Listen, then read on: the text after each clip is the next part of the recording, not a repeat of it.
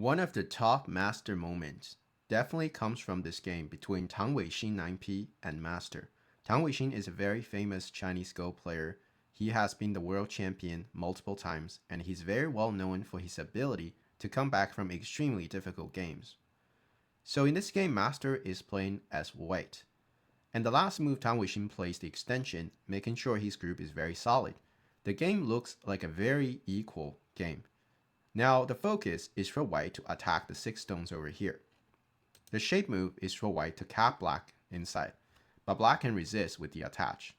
If white goes for the cut, then black will cut white off as well. White extends out, black Atari, white extends, and black connects. If white simply plays out like this would be a bad outcome for white. First of all, black managed to get out by hurting the stone, and black is getting out towards a very bright direction, while white is building on a very dark direction, because this is all facing black stone. There's really nothing to build over here. So this would be a bad position for white, actually. A better way for white to play is actually Hane on top. Black extends, white extends. This is a sente because white is going to Hane and cut. So black has to respond to that. But at this point, because of the bottom left corner problem, white has to spend another move to make sure that the corner is alive. So it's a bunch of great exchange here for white, right? Black is facing a bad side and white is facing a good side. But because white has to spend an extra move on the second line, this gives blacks a sente. Therefore, even if this is slightly leading position for white, the game is still a very long game moving forward. In the actual game, Master played out a beautiful Tsuji that really shocked the Go community, and everybody instantly understands what this move means. So if black blocks here, Master is going to play out an excellent Tsuji that is cut on the third line. Against this move, if black wants to strengthen the outside, then the correct move is to Atari. But then white can extend. Black blocks, white Hanes, black captures the 2 stones, and white can now play out the exact same variation as before, and at this point, all of a sudden, we realize that white not only gained a bunch of points with this Hane, but also white doesn't have to play the second line Kosumi, and white can start an initiative on the outside. And that's a completely different situation than previously, and this is not acceptable for black. If black Atari on the second line, then we see all of a sudden out of nowhere white was able to get this Hane. So now white can start an attack and then use this Hane to help out the fight over here. Because the Atari is a sente, this means that white is very thick here, making black's group a lot more dangerous. So that's also not something that Tang Weixing wanted to see. In the actual game, Tang Weixing decided to go for a counterattack, but now Master cuts anyway. If black Atari to protect the points, then this could be game over quite quickly. White cap blacks on top, black attaches, white Hane, black cuts. These are all force moves. White Atari, black has to extend out, and at this point, white has a game-winning Tsuji, that is to run the stone on the third line. It looks like a suicide when black cuts, however, now white can extend the stone out, and all of a sudden, this is the time for black to resign. Because when black's only way to save this whole group is to capture here. But now white has a double Atari. Black is forced to capture 1 stone, but then obviously this becomes a disaster, and this is a winning game for white moving forward.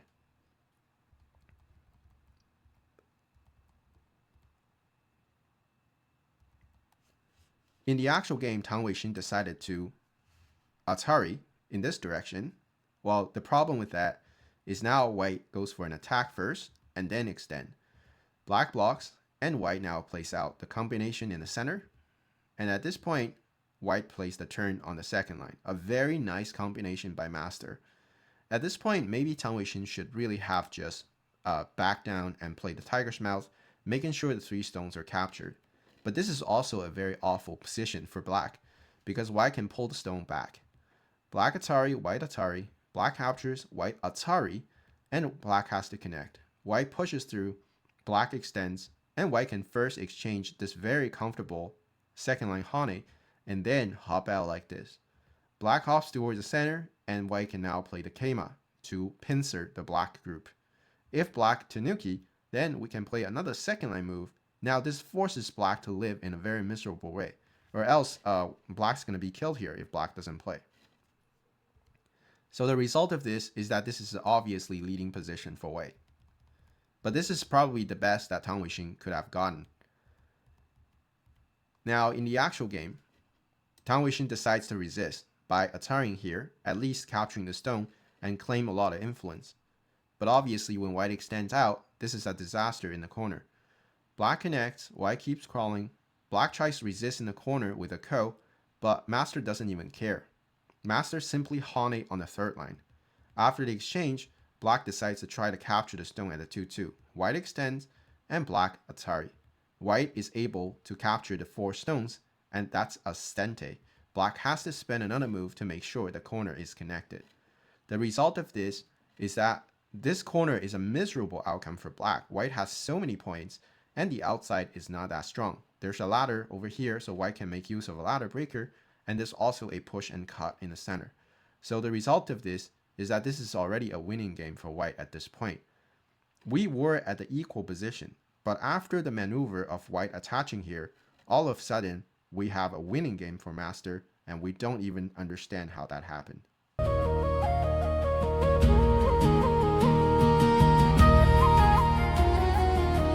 The next top master moment belongs to this game between Tingyu, 9p, and master. Tingyu is playing as black in this game, and master is playing as white, and it's master's turn right now. I kind of want you to remember how this initial board position looked like, and then we will compare the end results to this. But at this point, we can see that all of the groups are kind of settled, and it's just a very peaceful game that is moving slowly towards the end game. And even if master managed to gain a slight advantage in this game, the game is still quite long, and there's still a lot of work that white has to do to convert this leading game to victory. But let's see how master performs here. The next move, master plays out the second line pincer. This is a lot stronger than the third line pincer because it's aiming at hane over here right away. And this is what really amazed the Go community, because usually we'd be thinking about the third line pincer, but master teaches us that the second line pincer in this type of shape is way better. Now, trying to fight this move, Tingyu decides to play the extension, because if you don't play, white's gonna hane immediately, and that's gonna be a disaster. So Tingyu decided to play a vulgar move to fix the problem in sente. And the reason Tingyu wants to play that in sente is because he really wants to play the big keima to enclose more territory. This obviously is a huge move in terms of territory. Master now jumps towards the center, a very peaceful move, but it's also aiming at the life and death that black has over here. Black now has to live the corner, and then master plays out a very nice combination here by playing the hane. Black has to cut, and white plays a Tetsuji, that is the Kosumi, on the first line. If black plays the Atari, then white's gonna Atari, and it's becoming a ko, and this is a flower ko for white, and black obviously cannot play like this. The way to capture the stone is to attach over here. White Atari, black connects, and white turns. When black cuts, white captures, and black Atari from behind. This is the safe way for black to capture the 2 stones. So even if black manages to become safe, it doesn't mean the game is not losing for black, because now white can hane and then turn here. And we can see that this line is completely enclosed, which means that this is becoming a huge problem for black. This is likely going to become white territory because of how thick white is over here. So Tingyu realizes that this variation will not work well for black. Therefore, he decided to simply live the corner. So Tingyu's idea is to sacrifice the 3 stones and leave some aji in here, because white's double tiger's mouth has 2 peeps, so there's some aji in here that black can make use of. So at this point, master plays out another stunning Tetsuji that is to attach on black. Now at this point, we don't really understand the purpose of this move, because the next move, Tingyu decides to hane, and then obviously Tingyu did a lot of calculation regarding the cut and hane, and he realizes that this is going to work for black. But next move, master simply extended out. And this was a very impressive move. And I remember this move very well because of how simple and powerful it is. Fan Tingyu has no choice but to extend the stone back, and then master just leave it there. And this is such a beautiful exchange. It's basically saying this exchange is already favorable for Wei. And at this point, master comes back to Hani here. Black pulls the stone back. And at this point, I kind of want my viewers to pause a little bit and compare it to the initial position, right? Before, it looked so calm. It looks like a long game where people are just going for territory. But because of master's maneuver, first of all, a little maneuver over here, making sure that, black is not connected home anymore. Second, there's attach and extend, right? It's almost like painting art for master. Just a little dot over here, a little dot over here, then a little dot over here. Then we see a beautiful landscape that has mountains and rivers. And it just makes this game to another level. It's so beautiful to see such... how can you play Go so well? That's the question I'm asking. It's just so beautiful to see. So at this point, we all thought that master would just connect here and then build a giant center. But actually here master teaches us another lesson, which is a principle that we already know. But master is showing us that principle is very important. That is for white to pull the stone back. The idea is that master is going to use his influence to attack, not to build territory, right? That's a very famous saying that you should not use your influence to build territory. Rather, you use that to attack, and that's how you can extract maximum efficiency from your influence. That's exactly what master is doing. At this point, it's a very clearly losing game for black because black has to worry about the life and death over here when there's already a giant problem in the center, right? Fan Tingyu doesn't even have the time to deal with this very serious problem. He has to worry about this group first. In the actual game, Fan Tingyu decided to go for a counterattack, but in front of master, that seems completely useless. Master, Atari on top, black extends, white blocks. Black honeys, white plays the tiger's mouth, and black connects. And here master simply connects. And we can see that there's really no fight. There's just black getting destroyed, right? There's a very clear miai. White is going to play the keima. If black escape here, white plays the keima, and this group is likely going to die. If black jumps towards the center, then white is going to play the jump, enclosing black over here. So first of all, black has to play very carefully to not die here. Even if black managed to not die inside, then white takes the momentum to cap black over here, and black also has to run for life. So black is just running for his life this entire game, while white is controlling the game, building Moyo over here, then later on capturing the 3 stones over here. And that's a very hopeless game moving forward for Fan Tingyu.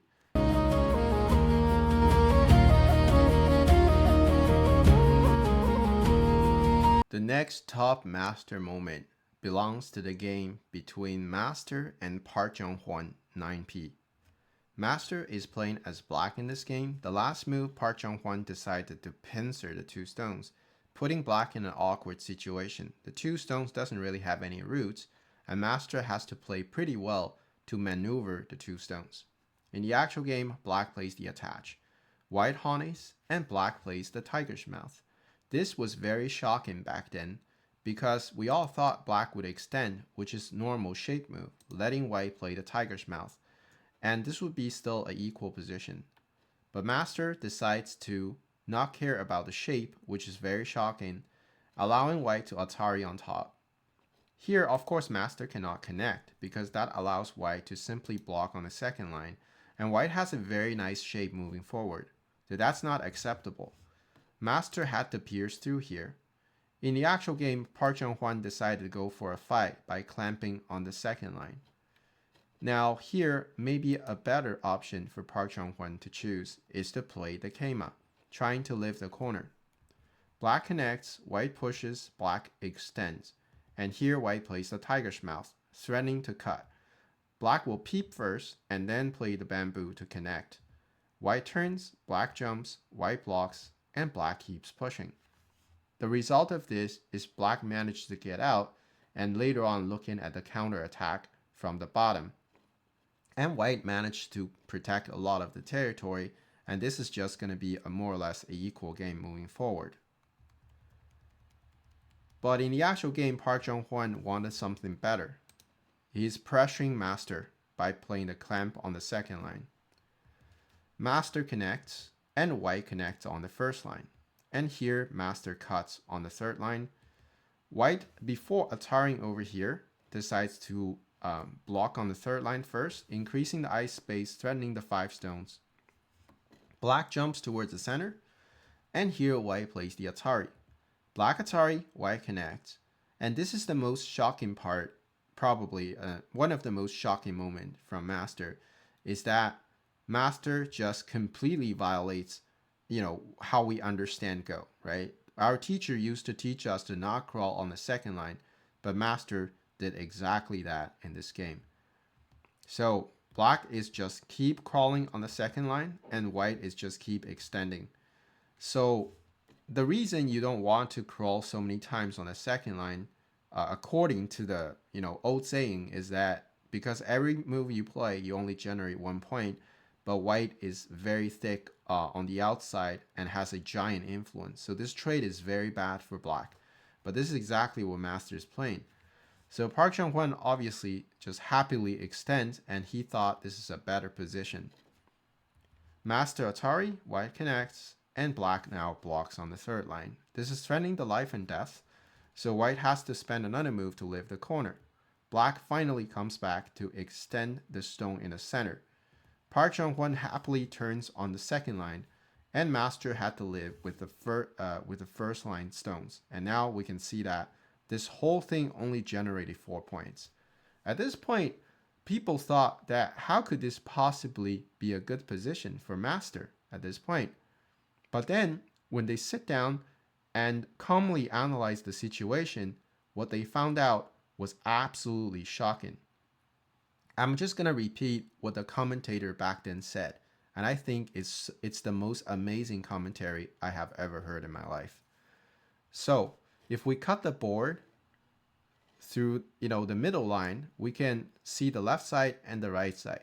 On the left side, it's 4 stones versus 4. Since none of the players made a mistake here, we can see that these 4 stones just cancel out. So now we can look at the right side of the board.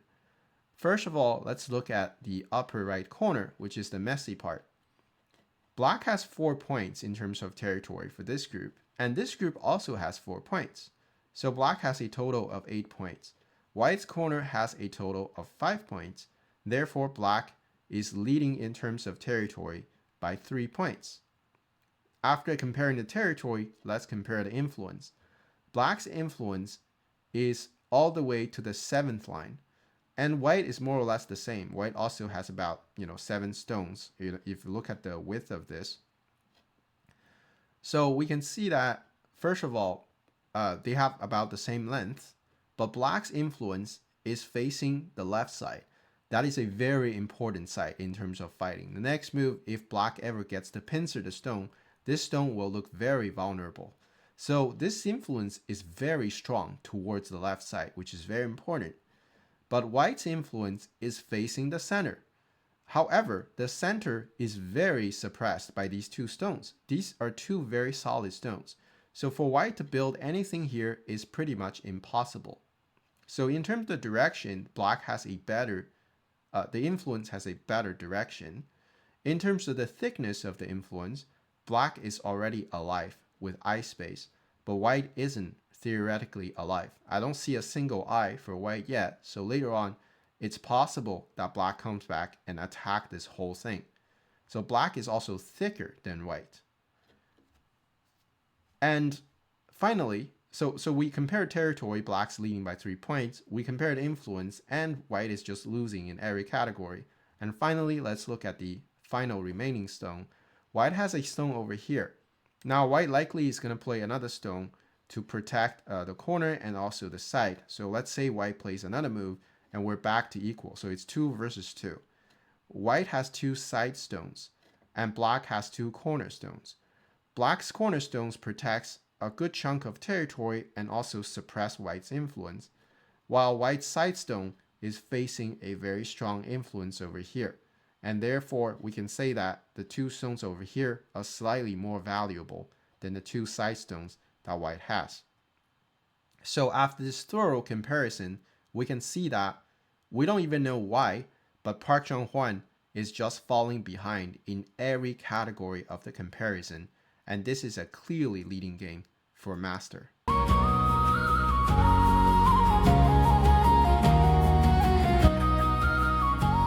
The next master moment is definitely my favorite master moment of all time. Master is playing as black, and Dang Yifei 9p is playing as white. Master approaches the corner, white plays the Ke defense, and black plays the big corner enclosure. White decides to pincer, and master counter pincers, getting rid of the root of the one stone, and also protecting his corner on the right side.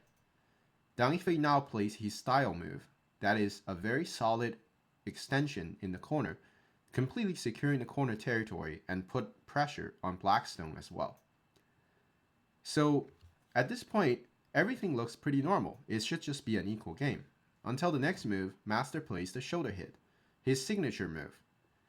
And at this point, out of nowhere, Dang Yifei is already facing a lot of pressure. If white pushes, then this is already a good exchange for black because it over-concentrates white, and black has a stone that is very useful towards the outside world. If white crawls on the third line, this is great for territory, but then master is going to play the Ke, trying to start an attack on the stone over here. Now, because of this exchange of fourth line versus third line, this stone is going to help out the fight over here, which is also something that Dang Yifei does not want to see. So when the shoulder hit was played, it's already taking advantage of the fact that white spent a fairly slow move, a very valuable but slow move over here. In this case, Dang Yifei decided to counterattack, not following what master was playing, rather focusing on capturing the stone over here. But the next move, master plays the big Ke in the center. An absolutely awesome move. I just absolutely love this move. And here white doesn't really have a choice but to protect the weakness. And the next move, master attach white on top, further over concentrate white. Here, white has to bump into black, right? This is a sente. Now, because of this exchange, we can see that this is a slightly favorable exchange for black, because later on black has the chance to clamp on the second line or to extend on the fifth line. And at this point, master played the approach. White defends, and master comes back to connect the whole thing together. And now we can see, first, master played the shoulder hit, then dance with a big Ke in the center, then another attach, and finally approach and connect. All of a sudden, we can see that master is just controlling the momentum of this game. Even if Dang Yifei did nothing wrong, you can just see that this starts to become pleasant for master. And this is the crazy part. You don't need to spend a long time to fight against an opponent to know that your opponent is the greatest Kung Fu master of all time.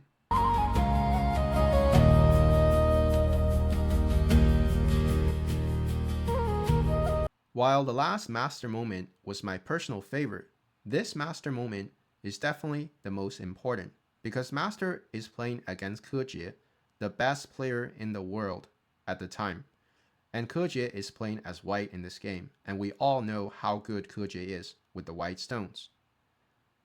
So at this point, master needs to deal with the black stone over here. How would you deal with the black stone over here if you were master? To me, I have two ways. I have two thoughts, right? One is for me to slide back very safely, and the other way is for me to invade over here, right? Somewhere like I will start invasion, break the moyo here, and then worry about the stone later. But let's look at what master is doing here. The next move, master comes with a signature move, that is to play the shoulder hit. For the same reason, white cannot just block here. That would create a lot of inefficiency in the corner. That's why in the actual game, Ke Jie simply crawls on the third line.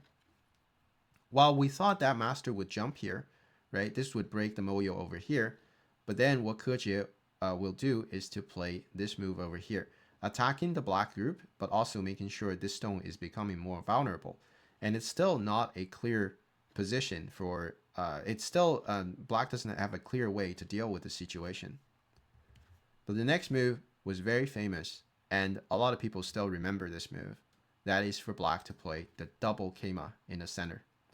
And with this move, all of a sudden, master managed to light up the board, right? We can see how beautiful it is. Black is aiming at jumping over here. Black is aiming at jumping on the third line, making a base. And black is also aiming at white's weakness over here, while this move also connect every stone together in such a harmonious way. And it was such a beautiful moment to witness. At this point, Ke Jie is feeling a lot of pressure.